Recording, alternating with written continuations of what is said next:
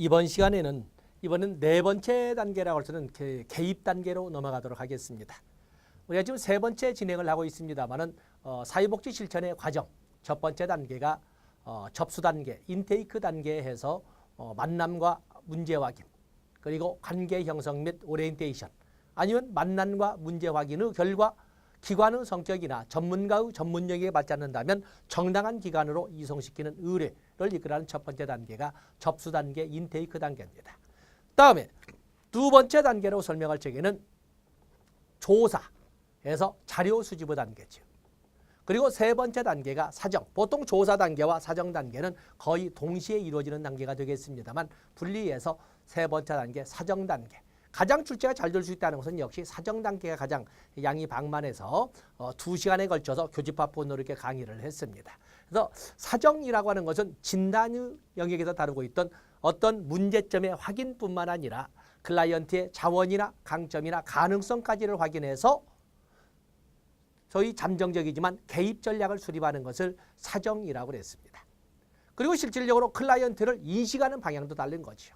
어떤 문제에 접근할 때 클라이언트의 개인적 심리적 측면으로만 접근하는 것이 아니라 사회적 환경적 측면도 같이 고려해서 접근하는 바로 이런 특징을 가지고 있는 것이 바로 이 사정입니다. 그래서 사정의 특징 그러면 사정과 진단의 구별을 해주시면서 사정의 고유한 속성으로서 사정에는 수직적 탐색 과정과 수평적 탐색 과정이 있다.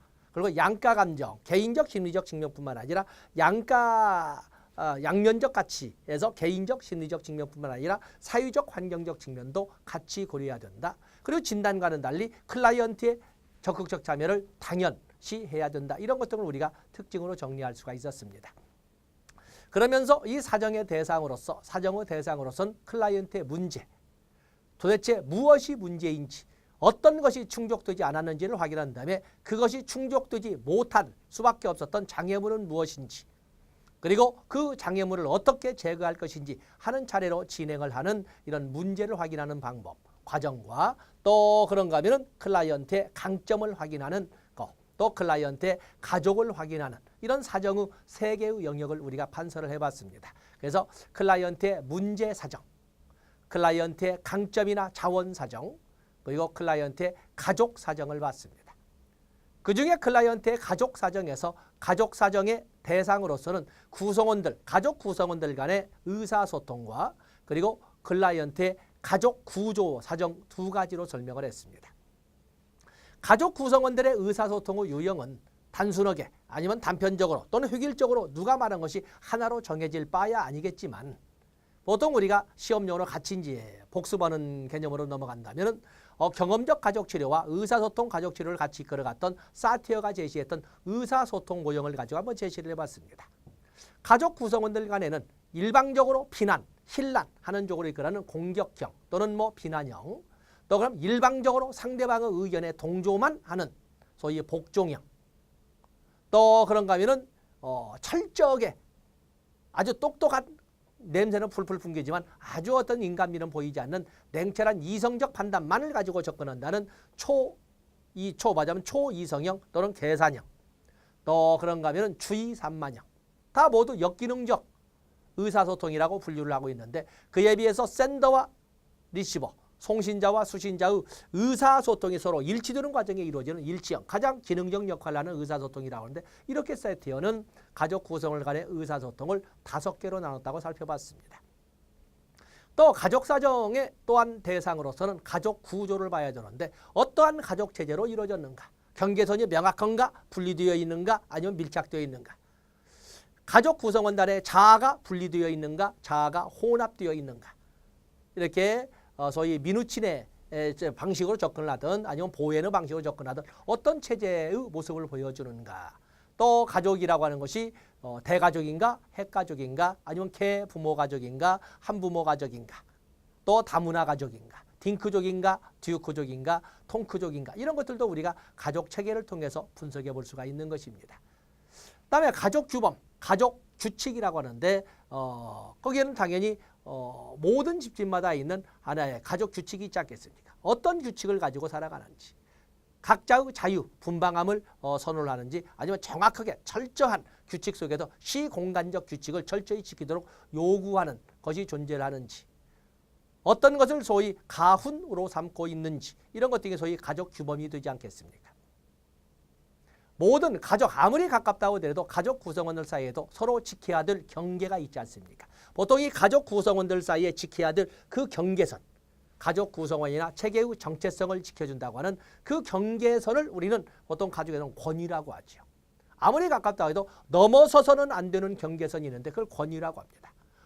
그렇기 때문에 나이가 들게 되면 엄마, 아빠라고 하는 단어가 나이가 들어서도 아버지, 어머니보다, 아버님, 어머님보다, 아버지, 어머니보다 엄마, 아빠가 훨씬 말은 정감 있게 들리지 않습니까? 그런데 왜 나이가 들면서 소위 7살 초등학교 들어가게 되면 아버지, 어머니라고 부르라고 할까? 지금도 많은 사람들은 생각 없이 그냥 아빠, 엄마라고 부를 적에 뭐 보기 싫지는 않습니다만 썩 달갑지는 않습니다. 내가 옛날 사람이라서 그런지 모르지만 그러나 그 이유는 있습니다. 아빠, 엄마가 되면 아주 어쨌든 생물학적 어떤 관계 속에서 편하게 부르는 본래 출발점이에요. 두음절이라고 하니까 한 살이 넘었으면 인간들은 두음절하거든요. 아빠, 맘마, 까까 이렇게 부르는 그 음절로부터 그 좀 유치한 수준이 그대로 이어가면서 그 당시에는 아버지든 어머니든 상관없이 아무 데나 기어다니고 얼굴로 뛰어다니고 넘어다니고 뺨도 때리고 막 이러면서 크거든요. 그러나 이제는 나이가 들어가면서 아무리 아빠나 아무리 엄마라고 하더라도 넘어서서는 안 된, 해서는 안 되는 일도 있다는 것을 알게 되면서 그걸 지키기 위한 자기 약속으로 하나의 언어를 바꾸게 되는 거죠. 그래서 아버지, 어머니란 단어를 쓰게 되면서 그 언어를 바꾸는 거예요. 그렇기 때문에 옛날 분들이 하는 것처럼 부부싸움하듯 말을 편하게 하다가도 부부싸움을 하게 되면 존댓말을 쓰게 되는 것은 일정선, 아무리 내가 감정이 흑화가 되어도 일정선은 넘지 않겠다라고 하는 약속을 하고 있는 거거든요. 바로 이제 그걸 권위라고 합니다. 이제 이런 것들이 존재하느냐 아니냐 이런 걸 따지는 것이 가족 규범, 가족 규칙이 되겠어요. 그런가 하면은 역할, 가족 역할. 가족 역할과 권력 균형의 유무는 같이 교집합 부분을 이루고 있겠습니다만 맡은 바 역할에 충실한가? 우리가 동양의 정명사상이 있는 것처럼 군군, 신신, 부부, 자자 있는 것처럼 임금은 임금다워야 대통령은 대통령다워야 되고 신하는 강요는 강요다워야 되고 부모는 부모다워야 되고 그리고 자식은 자식다워야 가족이 세상이 안정적이고 소위 조화와 균형을 이루면서 이루어지는데 그걸 넘어서게 되면 일탈이라 달성이 되는데 넘어서게 되면 혼란 상태로 가는 거지요. 자, 그런 것들 정명사상이라고 그걸 성리학적 명분론이라고 하는데 가족에도 그게 존재를 하고 있거든요.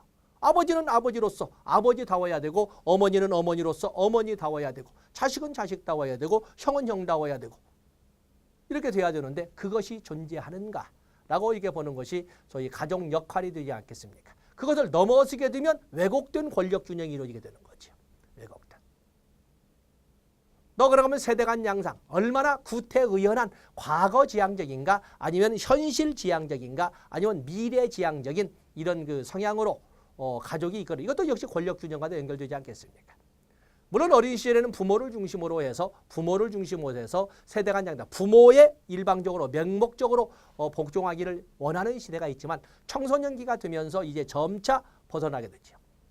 점차 반항적으로 청소년 자기들 맞아면 우리가 분리개별화라고 하지 않습니까? 부모로부터 독립하고 싶어하는 분리개별화의 의향은 있으나 현실적으로 주머니가 겨울이라고 마음만 보니까 사춘기만 있는 거예요. 어머니의 젖꼭지로부터 떨어지고 싶은데 현실은 불가능하고 마음으로 심리적 이육이라고 하는 거예요. 그러다 보니까 이 세상을 지배하는 세상의 중치는 중장년의 범위에 있는 엄마 아빠의 눈으로 볼 때에는 그들을 볼 때는 겉도는 애들이죠. 주변인이라고 청소년기를 주변인이라고 하지 않습니까? 성질만 더러워지니까 질풍노도의 시기. 이런 시기에 가서는 세대 간 양상이 다소 충돌의 과정에서 자꾸 이 사춘기 중2병이라고 하는 요즘은 좀 빨리 와도 중1로 막 넘어가고 있습니다만 이 사춘기라고 하는 집안이 분란이 큰 부모와 자식 세대 간의 갈등이 큰 이런 그 세대 간 양상한 충돌의 시기가 있을 거예요. 이런 것처럼 그 가족 구조는 어떠한 세대 간 양상이 어느 쪽을 중심으로 이루어지느냐 조화와 균형을 이루고 있느냐 이런 걸 따져보는 것이 가족 사정의 대상 중에 가족 구조의 세부 내용이 되겠어요. 이렇게 해서 우리가 가족 사정 또 그러면서 가족 사정의 도구로 수직적 탐색 도구로 가계도나 생활력 도표를 받고 또 그런가 하면 수평적 탐색 도구로 생태도 클라이언트와 클라이언트 가족을 둘러싸고 있는 환경이죠. 있는 환경. 그다음에 사회적 관계망지도. 클라이언트와 클라이언트를 둘러싸고 있는 작용하는 환경. 사회적 관계망지도. 또 그러면 가족 구성원들 간의 사회적 친숙도, 호감도를 따져보는 소시오메트리. 이런 것 등이 그 외에도 많이 있겠지만 그런 것 등이 출제되는 가족 사정의 도구라고 설명을 했습니다. 그리고 나서 이렇게 사정이 끝나면 감정적인 개입 전략이 수립이 되면 이 개입 전략을 명료하게 만들고 그것을 구체적으로 드러내게 되는데 그것을 목표 설정 및 계약의 단계라고 했습니다. 목표 설정이라고 하는 것은 사회적 수준에서 달성하고자 하는 목적을 구체적으로 명료화해서 드러내 보이는 건데 그렇기 때문에 우리가 목표라고 할 적에는 목표 설정에 또는 목표 진술의 원칙으로 스마트 원칙이 바로 출제가 되곤 하는 것입니다. 스마트 원칙은 목적을 보다 구체적으로 스페시픽 그리고 측정 가능한 형태로 미주어블 그리고 달성 가능한 수준에서 어테이너블 그리고 결과 지향적으로 시간 정해놓고 리절트 오리엔티드 타임 베이지 이렇게 해서 머리말을 가지고 스마트 원칙을 출제에 대비해서 우리가 노트 정리를 했던 것입니다. 그리고 나서 소위 구체적으로 개입을 이렇게 하겠다. 개입에 동의할 것이냐. 이 내가 정한 개입의 원칙에 동의할 것이냐 말 것이냐를 읽어봐라 해서 서명을 받는 것. 고지하고 동의를 받는 것을 계약이라고 그러죠. 바로 그것을 개입 전략의 구체화라고 제가 이 판서를 했던 것입니다. 자, 그러고 나면 이제는 개입이 되는 거죠. 자, 이번 시간에 개입을 다루게 될 거예요. 개입. 개입이라고 하는 것은 결국에 이것은 치료와 원조를 가지고 설명함으로써 이를 통해서 뭘 하자고? 변화를 유도하자고. 욕구가 충족되지 않은 클라이언트를 욕구가 충족되게 하고 문제를 해결할 수 없는 클라이언트로 하여금 문제를 해결해 주거나 문제를 해결할 수 있는 스스로 역량을 키워주거나 이렇게 해서 소위 변화를 유도하는 이런 과정을 개입이라고 합니다. 개입에는 직접적 개입과 간접적 개입으로 설명할 수 있는데 직접적 개입과 간접적 개입. 보통 우리가 설명을 하는 직접적 개입과 간접적 개입은 가장 대표적으로 실천 영역을 가지고 온다면 심리, 사회 모형을 가지고 보통 직접적 개입, 간접적 개입을 나누기도 하고 아니면 영역별로 나누어서 직접적 개입과 간접적 개입으로 설명할 수가 있습니다. 이 개입에는 개인 수준의 개입도 있을 것이고 당연히 집단 수준의 개입도 있을 것이고 또 그런 거면은 지역사회 수준의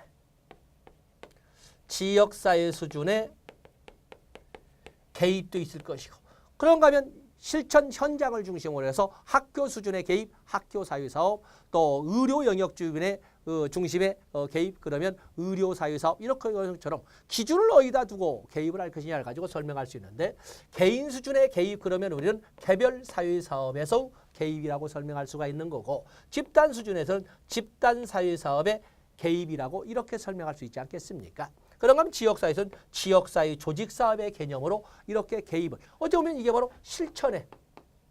실천의 바로 본질 아니겠습니까? 실천의 본질이 바로 개입이죠. 실천 현장을 보여주고 있는 것이 바로 개입이라고 합니다. 그래서 여기 보면 직접적 개입, 간접적 개입에서 자 직접적 개입을 한번 보겠어요. 여기 보면 자 이렇게 하면서 개입에는 직접적 개입과 간접적 개입이 있는데 직접적 개입을 영역별로 나누어서 설명을 해본다면 영역별로 여기는 직접 공간 나와 있지요. 거기에 보면 정서, 인지에 개입하는 방법. 정서, 인지, 영역 개입. 정서적. 인간이라고 하는 것은 지금 여러분들이 보고 있는 저의 골격근이나 이런 피부와 같은 이런 신체적 측면의 인간도 있지만 머리에 들고 있는 인지적 측면의 영역도 있고 가슴에 담고 있는 정의적 영역의 인간도 있습니다. 때문에 인간을 가지고 우리가 인간은 부분적으로 볼 수가 없죠. 인간은 심리적, 보이지 않는 심리적 측면과 생리적 측면이 동시 병행해서 나타나면서 동시에 그 순간에 머리도 소위 머리를 돌리지 않습니다. 인지적 영역에도 개입됩니다. 기분이 나쁘면 나도 모르게 얼굴이 빨개지거나 주먹이 쥐어지거나 입술이 바르면서 심리적 측면의 변화가 바로 생리적 측면으로 나타나면서 그다음에 내가 성질을 화를 내야 되나 말해야 되나 라는 인지적 영역도 개입이 되면서 나타나게 되는 거거든요. 그런 것처럼 인간은 부분적으로 볼 수 있는 것이 아니라 전체론적 관점에서 봐야 되는 통총체적 존재예요. 자, 먼저 인지적. 어떤 사람들은 우리가 인지행동치료처럼 생각을 바꾸면 세상이 아름다워져 라고 하는 것처럼 인지적, 정의적 영역을 바꿔놓으면 문제행동으로 고쳐질 수 있어. 생각을 바꿔줄 수만 있다면 가족 구성원 사이의 문제도 해결될 수 있어. 이렇게 설명할 수 있는 거거든요. 또 인지적, 정서적, 인지적 영역의 개입도 있고 또 그런가 하면 행동적 영역의 개입도 있고 행동 변화 개입, 행동 영역의 개입도 있습니다. 이걸 보통 행동 수정 기법이라고 하는데 직접 인지적, 정서적 영역 개입도 있고 행동 영역 기법도 있고 또 그러면 사회 기술 훈련도 있고 사회 기술 훈련도 있고 또 그런가 하면은 문제 해결 기술도 있고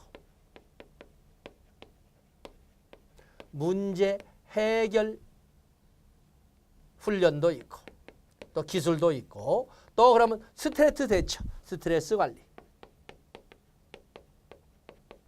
스트레스 관리에 대한 이런 직접적 개입이라고 하는 것은 클라이언트와 직접적 접촉을 통해서 이끌어가는 소위 서비스 제공이거든요. 크게 이런 영역으로 나눠볼 수 있다는 거예요. 물론 이제 저는 강의하는 입장이기 때문에 이걸 가지고 지금 설명을 했지만 특히 정서적, 인지적 영역에 정서적, 인지적 영역에 개입하는 방법으로서는 거기 보면은 정서적, 인지적 영역에 개입할 수 있는 방법은 여러분들 거기 교재에 공간에 나와 있지요. 거기에 그 옆에다가 직접적 개입, 그중에 정서적, 인지적 영역으로서는 뭐니 해도 여기에 관련된. 자, 여기에 대해서는 우리 앞에까지 적어본다면 여기에는 수용. 어떤 억울한 감정을 가득 담고 온 어떤 부정적 감정을 가득 담고 온 이런 클라이언트가 하는 말, 하는 행동을 있는 그대로 그 자리의 행동이나 언행을 그대로 받아주는 것을 수용이라고 하지 않습니까? 포지티브 리가드, 긍정적으로 존경하는 거. 말이 참 구글 번역기처럼 돌렸습니다만 어쨌든 있는 그대로를 긍정적으로 바라봐 주는 것. 이게 바로 수용이죠. 로저스가 제시한 거 아닙니까? 수용. 자, 이렇게 해서 그야말로 폭발 직전에 있는 정서를 하고 부정적으로 확 엎어버리고 싶은 아주 부정적 방향으로 치달은 생각을 좀 온건적으로 돌려놓고 바로 이런 수용. 또 그런가 하면 일반화를 또 보편화라고도 합니다. 세상에 이 억울한 일은 나한테만 있는 거죠. 나만 세상 일이 안 되는 것 같은데 아니야. 그런 문제는 너만 있는 것이 아니라 누구도 그렇고 많은 사람이 너와 같은 고통에 시달리고 있어. 그래? 나같이 억울한 또 나같이 화가 날 수밖에 없는 이런 일이 나한테만 일어나는 것이 아니라 많은 사람에게도 일어나 왔었고 현재 많은 사람들이 그 문제로 시달리고 있어 라고 하는 것을 알면서 고통을 좀 완화시킬 수가 있거든요. 자, 이런 일반화, 보편화라고 하는 것은 집단의 치료 기법에서 나온 것처럼 바로 이런 그야말로 억울한 감정을 좀 누그러뜨릴 수 있고 극단적인 생각을 좀 더 부드럽게 펼 수도 있습니다. 또 그러면 격려. 또 그런가 하면 재보증. 할 수 있어. 잘하네. 이렇게 뭔가 미흡해서 뭔가 부족한 듯해서 쭈밋쭈밋하는데 거기에 편을 들어주고 힘을 실어주는 격려나 또는 재보증이나 또는 조언이나 또는 뭔가 스스로가 클라이언트 스스로가 스스로를 알지 못할 때 뭔가 언행이 불일치되거나 이전의 진술과 뭔가 꼬여있는 나중에 진술이 나오면 그걸 제대로 자기 자신을 볼 수 있도록 직면을 해주거나 뭐 이런 듯. 또 그런가 하면은 클라이언트로 하여금 문제의 초점을 찾아갈 수 있도록 문제의 초점을 찾아 실마리를 풀지. 초점화. 뭐 이런 방법만 있겠습니까? 이런 다양한 방법을 통해서 정서적 측면을 누그러뜨릴 수 있고 생각을 바꿀 수 있다라고 이런 방법을 제시한 거였어요. 그래서 정서적, 인지적 측면의 개입. 정서적, 인지적 직면의 개입 이런 방법들을 사용을 한다라고 해서 좀 첨가를 해놓으시고 다음에 두 번째 행동 변화에 이 행동 변화의 개입으로 이렇게 설명해 보시면 행동 변화는 보통 행동주의 심리학에서 사용하는 방법을 쭉 사용. 거기는 뭐 많은 방법들이 있습니다. 여기는 행동에 대한 행동 영역에 대한 개입으로서는 우리가 보통 행동 수정 기법이라고도 하고 그렇습니다만 파블로프의 고전적 조건화설을 이용한 걸로서는 체계적 감감법 또는 체계적 둔감법. 뭔가 스트레스를 주는 문제를 강도에 따라서 위계를 작성하고 서열을 정해놓고 가장 약한 강도부터 조금씩 계속 이 제공함으로써 그 스트레스를 발생시키는 원인에 대한 두려움을 없애는 것을 체계적 둔감법이라고 합니다. 체계적 둔감법에는 보통 이 체계적 둔감법은 보통 동물이나 사물에 대한 불안이나 동물이나 사물에 대한 스트레스를 줄여나가는데 보통 사용을 합니다. 그래서 처음에는 개를 무서워하는 애에게 아빠가 안고 개를 옆에 가서 이렇게 아빠가 꼭 안고 개를 아빠가 입방을 보고 그다음에 아빠와 같이 앉아보고 그다음에 털도 좀 한번 만져보고 그러다가 서서히 이제 머리도 한번 쓰다듬어 보고 이렇게 해서 어떤 불안감이나 스트레스를 주는 거에 대한 강도별 위계, 불안 위계라고 합니다. 위계를 만들어 놓고 서서히 강도를 높여가면서 접촉시켜서 불안감이나 스트레스를 줄이는 그렇게 해서 그 어떤 사물의 대상에 대한 이런 그 잘못된 행동을 고쳐나가는 이런 것은 체계적 둔감법이고 사람에 대한 똑같은 방법인데 사람에 대한 방법은 주장적 훈련이라고 합니다. 주장적 훈련이라고 하는 것도 역시 행동 영역의 변화를 가져오는 겁니다. 또 그런가 하면 가장 대표적으로 바람직한 행동을 더 잘할 수 있도록 하는 강화도 있고 바람직하지 못한 행동을 줄여나가는 벌도 있지 않습니까? 스키너의 조작적 조건을 보는 것처럼 바람직한 행동을 더 잘할 수 있도록 하는 강화, 바람직하지 못한 행동을 못하도록 하는 벌도 있고 또 그런가 하면 상표제도나 상표제도 또는 뭐 행동계약 또 그러면 어떤 행동 목표 행동을 달성하기 위해서 그 행동을 너무 불편해하거나 어려우니까 그걸 상당히 상세하게 세분화해서 한 단계 조금씩 스텝 바이 스텝으로 이렇게 달성해 가도록 하는 행동을 세분화해서 목표 행동을 세분화해서 조금씩 접근해 가도록 하는 방법으로서는 행동조형도 있습니다. 행동조형 또는 행동조성 목표의 세분화를 통해서 목표를 달성하는 이런 것 등이 바로 행동영역 개입에서 사용하는 이런 방법들이 되겠어요.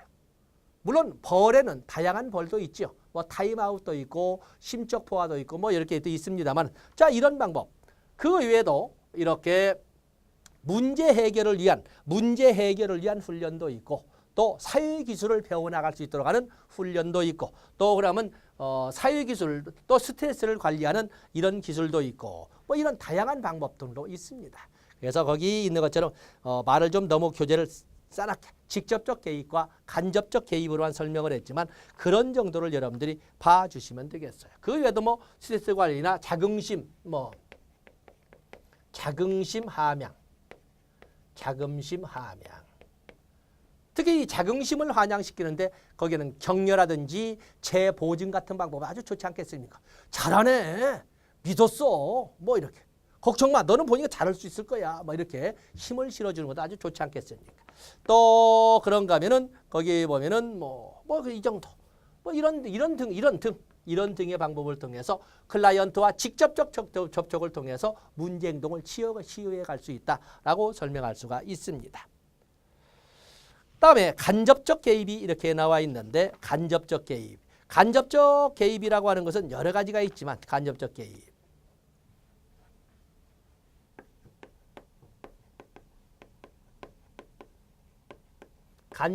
개입으로서는 이건 클라이언트와 직접적인 접촉이 없이도 클라이언트에게 도움을 제공할 수 있는 방법을 간접적 개입이라고 하는데 그 옆에 거기 교재 가장 하다음에 간접적 개입 옆에 공간이 있죠. 거기다가 사회적 지지체계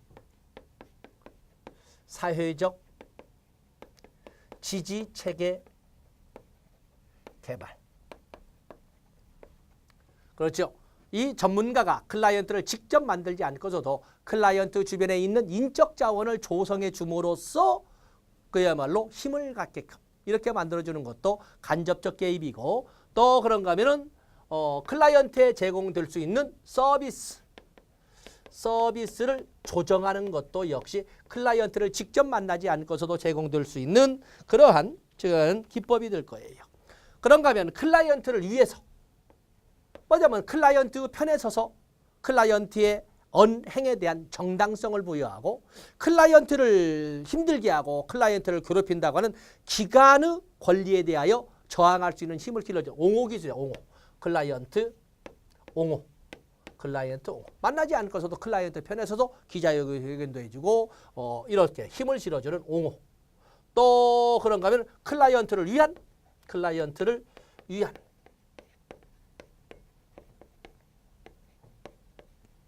프로그램 개발과 같은 것 등을 이렇게 간접적 개입의 내용으로 이렇게 설명해 볼 수가 있습니다.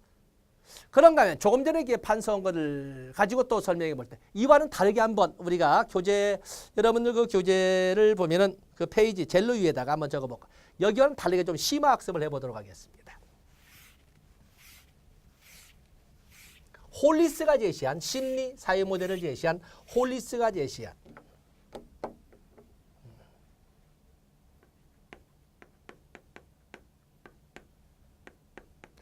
홀리스 1960년대에 심리 사회 모형을 재체계화했던 홀리스가 보면 직접적 개입으로 제시한 것은 지시하기 기법. 지시하기 기법을 직접 영향주기 기법이라고 합니다. 직접 영향주기.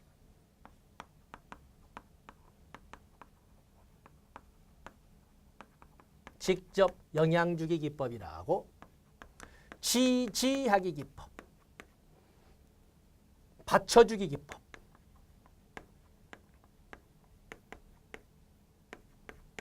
받쳐주기라고도 합니다. 또 그러면 환기법. 벤틸레이션. 그야말로 큰 날숨을 주게끔 해서 답답하고 억울한 그 속을 좀 풀어주게. 릴렉스 이렇게 하지 않습니까? 그러니까 환기법이나 한번 울려보는 카타르시스라고 하는 정화법. 이런 거 대단히 중요하지 않습니까? 우리 사회는 일제의 잔재라고도 할 수 있지만 요즘은 많은 사람들이 감정 표현을 쉽게 하지요. 또 나이가 들면 자꾸 눈물이 많아진다고 할지 모르지만 전에보다는 감정 표현이 훨씬 좀 편해졌어요. 옛날에는 사내놈이 왜 울어? 울고 싶어도 울지 못했어요. 더욱이나 공부할 때에는 보통 두세 번을 울게 되는데 하고 싶은 열망을 따라가지 못하는 체력. 진도는 안 나갔는데 시험날은 막 다가오고 막 답답하니까 울기도 하고 그러는데 그럴 자리가 없는 거예요. 슬픈 영화를 보면 눈물이 오는 것은 당연한데 왜 여자는 울고 남자는 못 우는 거야? 그거 잘못됐지 않습니까? 어떤 이렇게 눈물을 통해서도 속을 좀 달래볼 수 있습니다. 환기법이나 정화법. 또 그러면 탐색,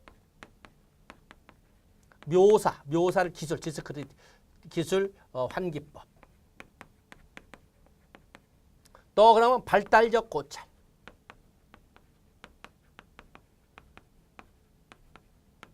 또 유형 역동 고찰. 뭐 전문적으로 제가 역동 고찰. 뭐 이런 등등은 클라이언트와의 직접적 접촉을 통해서 힘을 실어주는 직접적 개입이라고 하는 데 비해서 간접적 개입으로서는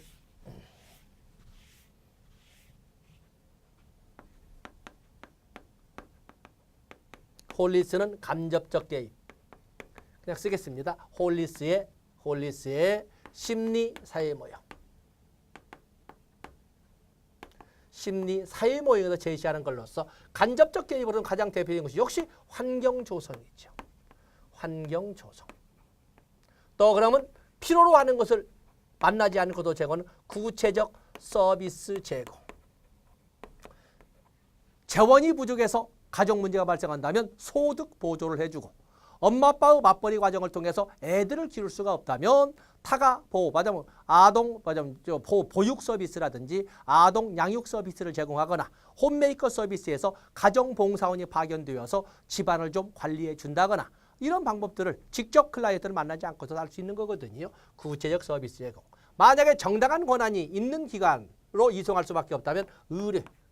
자, 이런 것들도 클라이언트와 직접 만나지 않고서도 갈 수 있는 하나의 간접적 서비스 제공 방법으로 설명할 수가 있는데, 아까 다뤄왔던 내용과는 달리 이건 홀리스의 심리사회 모형의 실천 기법으로 제시된 것을 같이 첨가를 해보자라고 정리한 겁니다. 다음에 오른쪽 페이지를 보시면 사회복지사의 역할이 나와 있죠. 거기는 반드시 나오는 영역이라고 보시면 됩니다. 물론 사회복지 실천이라고 하는 것이 개별 사회사업만 있는 건 아니겠습니다만 여기서는 개별 사회사업을 중심으로 설명을 했어요.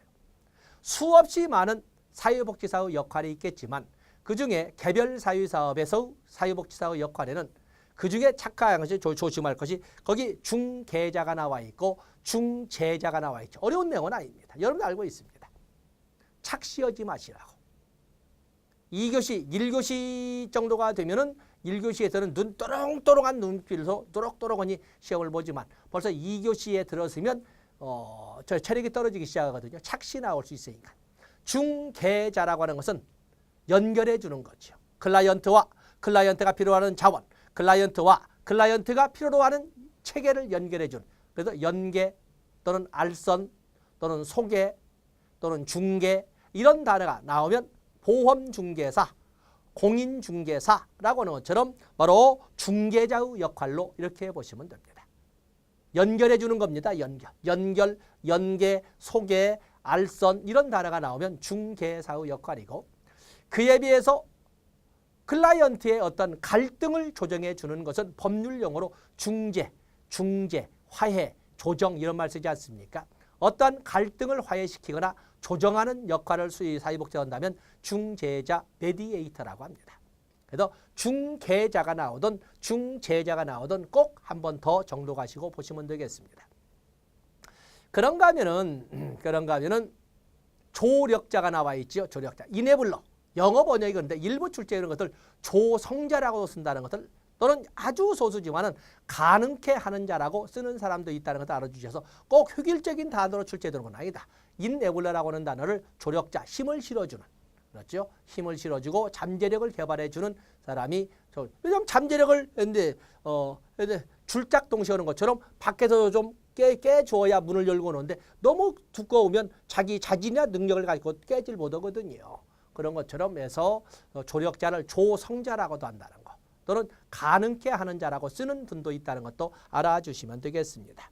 다른 거야 뭐 문제가 없겠죠. 옹호자는 대변인이라고 쓰고 하는 용어만 구별해 주시면 되겠습니다. 자, 그렇게 해서 우리가 개입이 끝나고 나면 이제는 평가 및 종결이 되겠죠. 종결에서 출제가 되는 것은 특히 종결 단계의 과제가 되겠습니다. 종결 단계의 과제.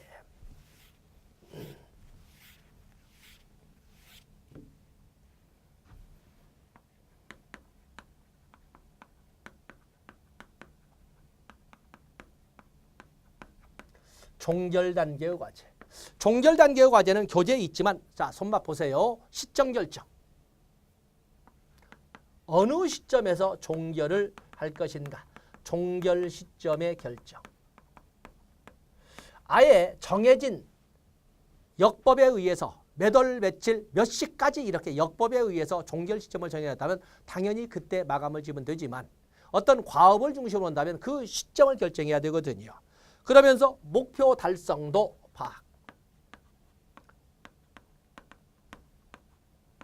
목표 달성도도 파악하고. 당연히 여기서는 평가죠. 평가. 또 그런가 하면 지속 여부. 실천의 지속 여부도 결정하고 또 그런가 하면은 이것을 지속 여부 또 그러면 의뢰 여부 좀 더 심도 깊은 실천을 위해서 또 다른 기관에 소개할지 말지도 의뢰 여부도 결정해야 되지만 자 이런 것도 알 수 있습니다. 또 한편으로서는 모든 클라이언트가 종결이 된다면 종결로서 감성적 측면도 마감이 되는 것이 아니고 많은 또 클라이언트들은 그를 또 이겨내죠. 또 다른 문제를 이야기하기도 하거든요. 그래서 여기에서는 보면 정서적 반응의 해결.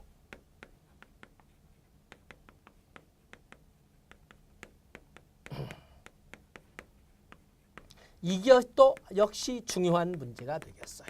일부 클라이언트의 정서적 반응의 해결도 종결과제의 과제로서 설명할 수가 있습니다. 그 말을 또 그 2번에 니은번에서는 종결에 대한 감정 다루기라고 표현하지 않았습니까? 종결에 대한 감정 다루기. 그렇게 해서 우리는 사회복지 실천의 과정을 지금 3개의 영역으로 나누어서 쭉 설명을 했는데 바로 이 사회복지 실천의 과정에서는 워낙 처차가 문제 출제의 보고여서 이렇게 3개의 영역으로 나눠봤습니다. 그래서 여러분들 시험에 특히 이제 2교시에 진입을 해서 상당히 긴장도 되고 체력도 떨어질 때가 될 때 보는 시험이어서 그래서 여러분들이 꼭 손맛을 보면서 이게 내가 뭐라 하면 적어봤는데 이런 생각이 나야 시험 볼 수 있거든요. 꼭 노트 정리하시면서 복습 꼭 해주시기 바라겠어요. 자, 이 시간 여기까지 하고 다음 시간에 기록론으로부터 시작하도록 하겠습니다. 고맙습니다.